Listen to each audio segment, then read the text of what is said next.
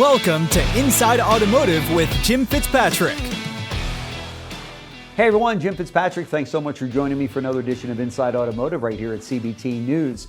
You're likely spending a large amount of marketing dollars for your dealership. So what happens once a lead comes into the store? Are those opportunities being maximized or completely missed? Joining us today to share how you can make sure that every single lead counts is April Simmons, Corporate Internet and Marketing Director at Horne Auto Group. You've seen her here before on CBT News, and she is nice enough to join us once again on our nice network. So thank you so much, April, for joining us on the show today.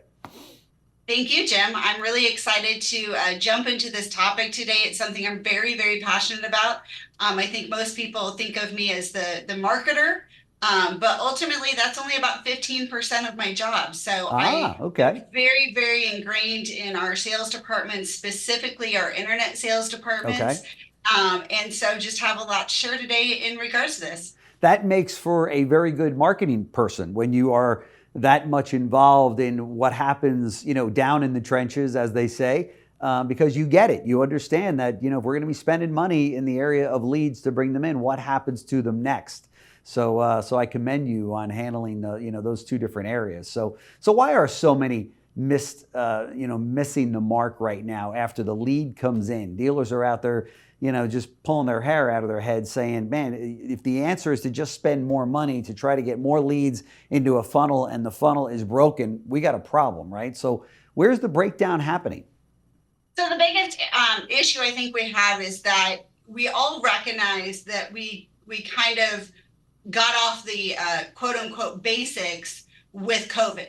Okay. And I think everyone is starting to now realize once the customer is in the showroom, right, we've got to go back to blocking and tackling, and we got to go back to customer service. We can't just say take it or leave it, right? Like those kind of things are kind of out the window. However, I feel that we really missed the mark in understanding that all of these internet leads and phone calls, that the same thing happened there. Yeah. So during COVID, the same thing that happened in the showroom happened there. We lost all of our skills. We lost all of our ability to communicate with customers via the internet and the phone.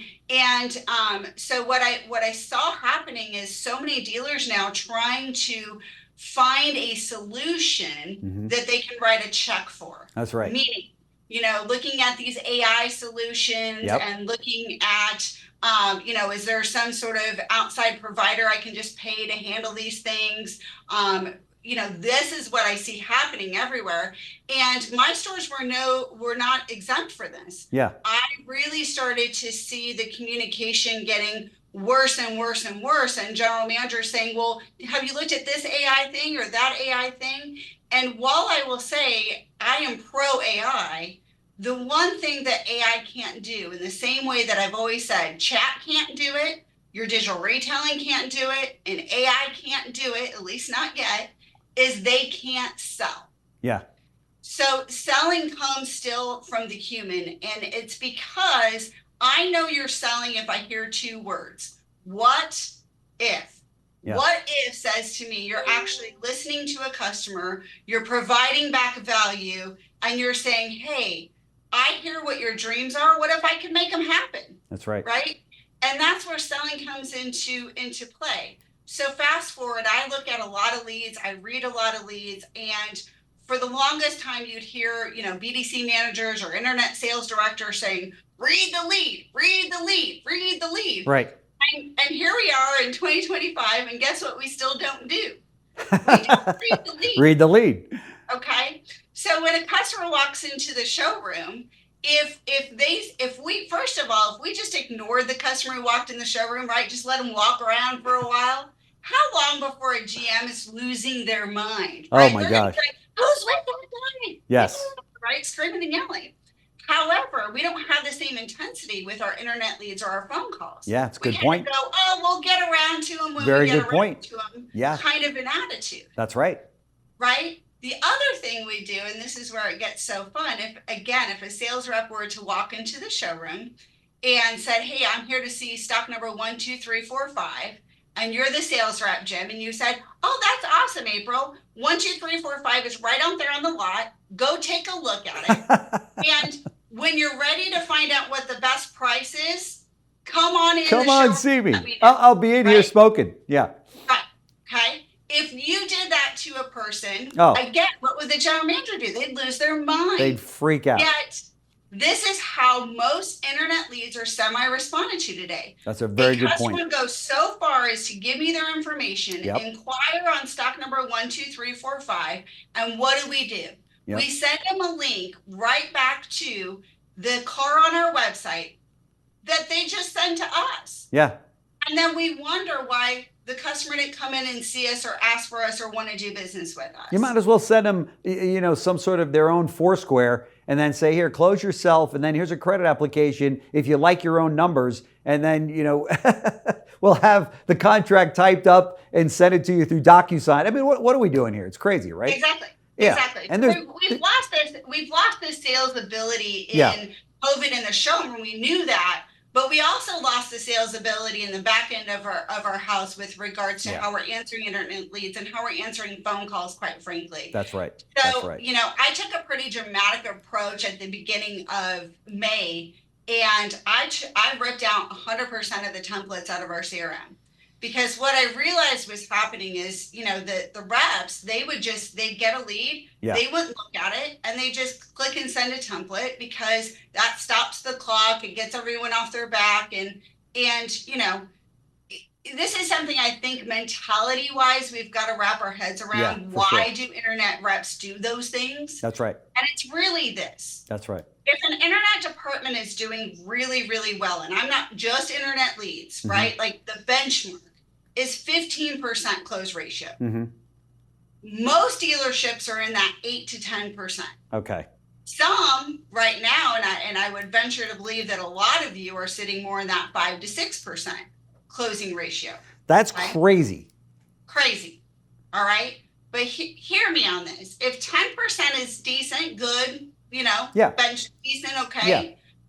That means they're failing 90% of the time. That's right.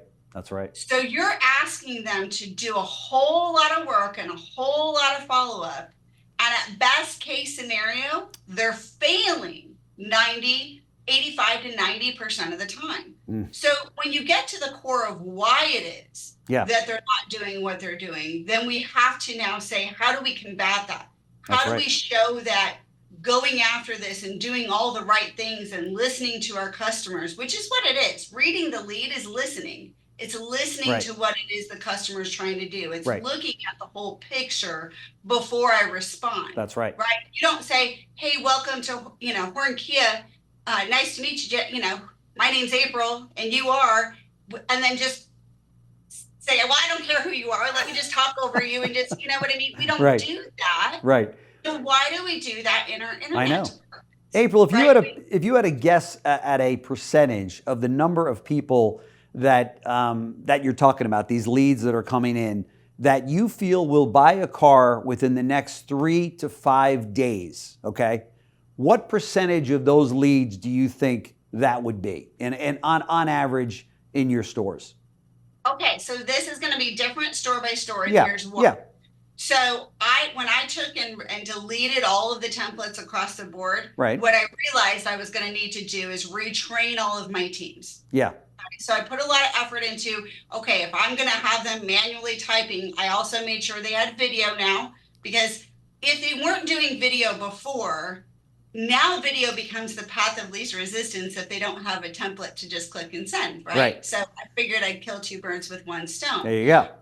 But to answer your question, I also went through to train them and said, look, there are 9 types of leads that we get into our CRM. Okay.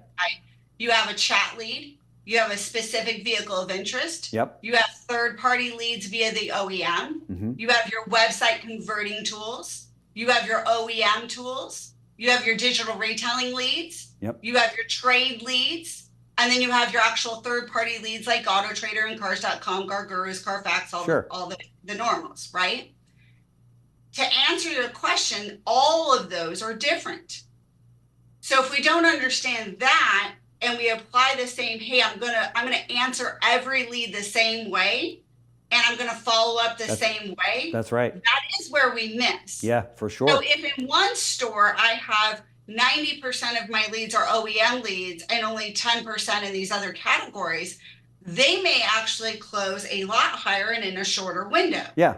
However, if another store has a lot more of those mid-funnel or higher funnel leads as a total percentage, then their timeline is going to be longer than that 3 to 5 period, days to the south. Sure. So how we answer these leads and then how we follow up with these leads are really important. And you mentioned something earlier, Jim, the Foursquare, right? Like filling out your own Foursquare. Yeah. Well, a lot of people who are watching this probably don't even know what a Foursquare is. They haven't been doing this long enough. It's a good point. And it's hilarious, but I actually use this as part of my training for these leads. I literally wrote it on the board and I said, okay, those of you who've been doing this long enough to know what this is, right? What went in the top left box? Yeah. Right? Price. Yep. Grade. Yep. Down payment. That's right. Payment. That's right. Why did we do that, Jim? Why did we have a Foursquare? Why did we use it? We wanted to zero that customer in on what their hot button was and alienate the others, right? And why did we do that? Well, to sell a car and to build gross. Bingo. It's the gross profit. We knew that if I could isolate the hot button, that's right, then I can make profit in all the other boxes. Yep. Right? I just named 9 different types of leads. Yeah. Guess what? Based on what CTA a customer clicks on, what do I know? Their hot button. Right? No question. Look at what the CTAs on every website are. That's get right. Your trade, get a payment, get a price, right? It's the hot buttons. It's the Foursquare in a digital. Right. They're qualifying themselves as they move through your site, without a doubt. 100%. Yeah. They're telling me they're hot buttons. Yeah. So if I get a trade lead, then why in the world am I talking about the price of my car? That's exactly right. I would challenge any dealer that's watching this to say, before you go signing up for a bunch of new fancy tools or hoping you can just write a check, learn these things. Learn about the different types of leads. Learn breaking those different types down so that you can actually train your teams on how to communicate. It's not about anything else other than listening. Yeah. The first step of communication is to hear first, then to speak. So we need to learn, how do I hear when it's a lead that somebody's not actually talking back to me? What does that look like? Right. Can I tell things in an email address? If your email address is Jim loves cats at gmail.com, right? What do I know about Jim? I know Loves Jim cats. loves cats. That's right. So maybe I should say something in my response. That's right. About, oh, I see you love cats. I do too. I have too. Whatever, right? Like we don't do all of those fundamental sales things that we all learned how to do. That's right. And they're all applicable. We just have to do it in a little different way. Yeah. And so that is my challenge for people on. Well, and finish that, because you have a phrase that's listen, align, and persuade, right? Talk to us about that. So you have to listen, and that's sales. Okay. The definition of sales is to listen, align, and persuade. That's all it is. Yeah. I cannot persuade if I don't know your perception first. That's right. I need to know what matters to you, not only your hot button, but also what matters to you. Are you buying a car for your daughter? Yeah. Okay. If this is your daughter's first car and I'm listening to you, I know that it's important that we talk about safety. I know that it's important that, right? But then the second your daughter comes in, I'm pulling her aside and being like, but this is the coolest car ever, right? So I have to listen to what are the differences between your goals and your perception. Right. It's going to be different than your daughter's, maybe your wife's. That's maybe right. They're all different. So I listen to all of those. Then I align with you. Right? That's so right. Now I know what's important to you. I know what matters to you. I've aligned with you. Now I have every tool in my tool belt to persuade you to do the thing I want you to do. That's right. Because now I can sell you on what's in your best interest because I heard you first. And that still goes for internet leads as well. This is, again, where we miss it is we don't listen. We don't ask enough questions. We don't align with the customer. We skip all of that and go straight to persuasion. Yep. You cannot persuade somebody if you didn't listen first and align second. That's right. That's right.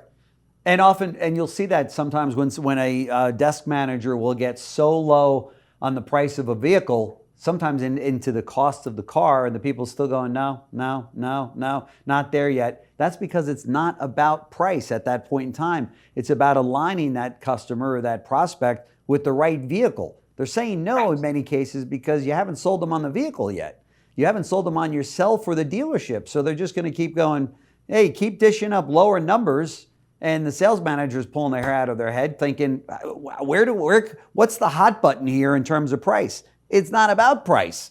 You know, there's been a big push towards automation, obviously, and I think NADA for the last couple of years now, as you walk through there, everybody's got an AI answer. They've got, and some of them are very, very good. I'm not to say that they're not, but it seems like the industry has said, oh, let's turn this over to AI. Let's turn it over to automation. Let's let them do the heavy lifting.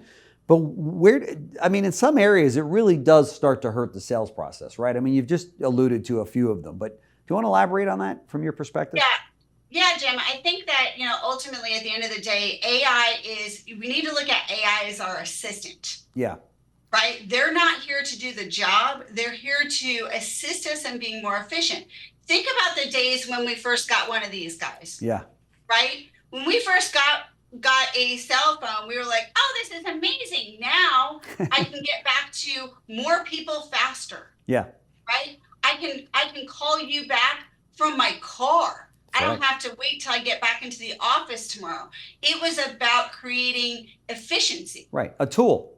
It's a tool. That's right. And AI to me is the same thing. It is the cell phone of 2025. It is a new tool to help us create efficiencies. And I use AI all day, every day. I use, Read.ai, which I love. It's one of my most favorite AI tools. I use AI to build my training platform that I trained all my teams on when I took all these templates on. I said, here's all my stuff, like help me build a PowerPoint for this. So there's a lot of amazing things AI can do to help give us time, create efficiencies, and allow us to do more with less, not forget things, etc. But what AI cannot do is the human element, which is the real listening, empathy, emotion, and all of those things matter to sales. And not just from a closing ratio standpoint to have more volume, but also to have more gross. Gross comes from us being friends for the trust factor. And if you only have AI doing that, you lose that whole aspect of it, which is part of the selling. You have to have that listen, align, then persuade. AI, for the most part today, is going to go straight to persuade. It doesn't have that rapport building that is necessary for us to be able to get to that finish line. So I'm a big AI believer. I just say it needs to have its human side. I'm on a clubhouse with a good amount of friends called the Human Side of AI every Wednesday morning, and we get together and we talk through some of these things because it's important that you have the humans with the AI. You can't, having one or the other just isn't going to work, I think, at least not in the near future. I mean, someday, I'm sure they're going to put emotion into AI, but today, as we sit here today, it doesn't have those aspects. So getting back, before I let you go, getting back to taking out the templates that your people had, how is that going? I mean, that seems to be a huge undertaking for you. So I commend you in doing that, but how's it going so far?